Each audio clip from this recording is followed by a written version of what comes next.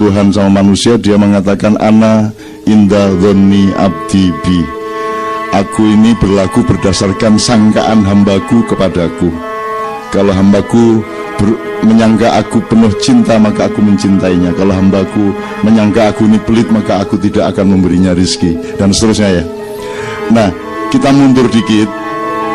Sabrang tadi kan kesimpulannya gini loh, orang fisika itu akhirnya menemukan bahwa seluruh realitas jagat ini hanya berdasarkan kesadaran. Maka ada the mother of consciousness, ada asal usul kesadaran itu. Jadi ada kesadaran maha besar, ada yang maha sadar, kira-kira itu bilangnya. Nah, kalau Anda belajar filsafat Yunani kuno, salah satu termnya adalah aku sadar maka aku ada, gitu ya. Yang itu mas. Siapa itu? Oke, gampangannya gini, ayam itu tidak pernah ada. Bagi ayam, ayam itu nggak pernah ada. Bahkan tidak ada apapun yang ada bagi ayam, karena ayam tidak pernah sadar. Jelas ya? Nah, itu sebenarnya itu resonansi. Artinya ya ayamnya tetap ada, dia juga tetap bisa ketabrak cagak barang gitu ya. Dia tetap ada, tetapi ada kesadaran yang lebih inti, yang membuat sesuatu itu ada karena kesadaran itu. Nah, Tuhan dibilang kun tadi itu, dia sedang menyebarkan dirinya. Jadi jangan, ini kalau ngomong gini jangan bilang-bilang siapa-siapa. Nggak usah berdebat di mana-mana. Tidak ada apa-apa selain Allah, benar enggak? Apa mungkin ada yang selain Allah? Ya, pakai logika. Iya, Satrio.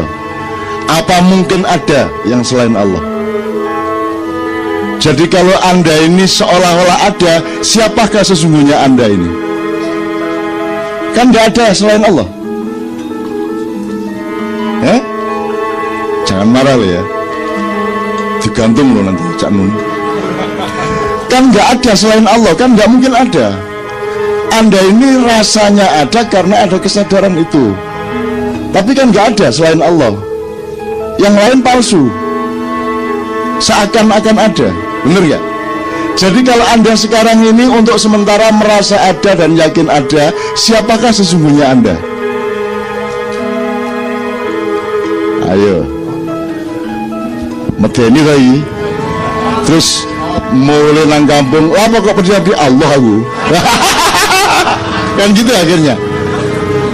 Nah, kun tadi itu adalah saat dimana Tuhan memulai cintanya.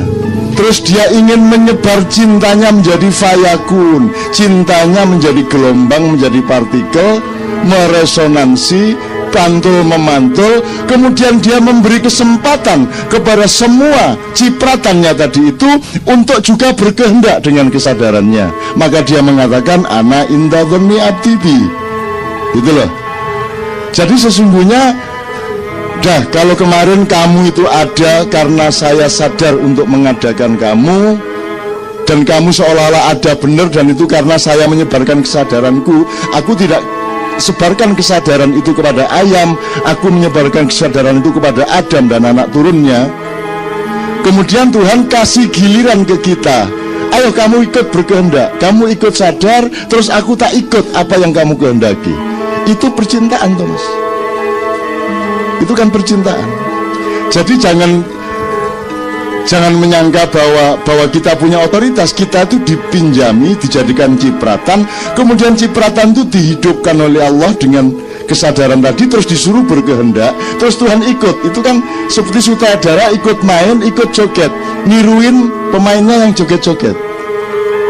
Peristiwa apa itu? Kan nggak ada sutradara yang taat kepada pemain. Itu kan kesadaran sutradara yang masuk panggung untuk bercinta, untuk melakukan dialektika kasih sayang dengan hamba-hambanya. Bisa bayangin maksud saya? Agak tinggi ini. Agak nek ono arek Jombang diemburi mesti ngene ngomong apa. Ini arek Jombang ngono, ngomong apa. kailing utang akeh ngomong apa. Tapi gitu Mas. Nah, kalau Anda menikmati ini, Indonesia kecil. Kecil. Dunia kecil. Laba rugi kecil. Itu masalah proses saja. Semuanya menjadi mubah-mubah saja. Yang wajib adalah Anda berada pada kesadaran inti untuk bercinta dengan Allah. Maka fayakunnya akan semakin menggelombang. Nah, Anda tidak pernah menikmati fayakun. Yakun itu kata dia fi'il mudhari, kata si Ibrahim. Fi'il mudhari yakun. Kun itu mata kaji. Terus yakun menjadi gelombang dan partikel tadi. Terus Allah bermain-main antara gelombang dan partikel. Kelihatannya gelombang kok partikel, kelihatannya partikel kok gelombang. Kan gitu hidup ini. Kelihatannya manusia tapi kok setan, kelihatannya setan tapi kok ya malaikat dikit-dikit, kelihatannya malaikat kok nyolong lagi. Nah kan gitu kan. Jadi itu antara gelombang dan partikel, kira-kira begitu gampangannya gitu loh Mas. Jadi Anda jangan terlalu serius amat dengan dunia materi yang remeh ini. Maka kita bisa bertahan sampai jam 3 pagi karena apa? Karena Anda sudah masuk ke dalam gelombangnya Allah itu dan menjadi bagian dari Allah, dan Anda hakikatnya adalah mate aku dengan caranya. Emang apa kalau bukan? Coba ke logika. Anda bikin nih serabi dari ketela. Siapa yang bikin ketela? Allah. Allah bikin ketela dari apa? Bahannya. Allah bikin tanah dari apa bahannya? Allah bikin langit, bumi, galaksi dari apa bahannya? Kalau bukan dari dirinya sendiri. Masa Gusti Allah nang pasar di kono kulaan, kula tak kulak damel jagat raya, enggak ada.